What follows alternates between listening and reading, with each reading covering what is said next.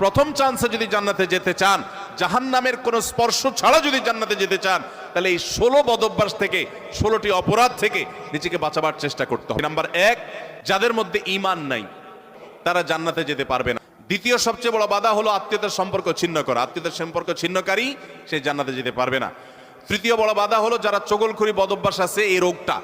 চতুর্থ, প্রতিবেশীকে কষ্ট দেওয়ার রোগ যাদের আছে।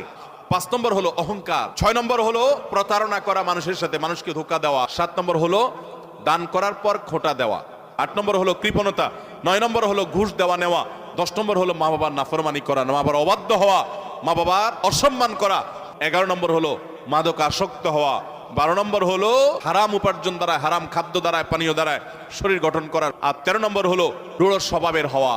14 নম্বর হলো গণক হওয়া। 15 নম্বর হলো ব্ল্যাক ম্যাজিক করা, ব্ল্যাক ম্যাজিশিয়ান। আর 16 নম্বর হলো সিল্কের পোশাক পরা।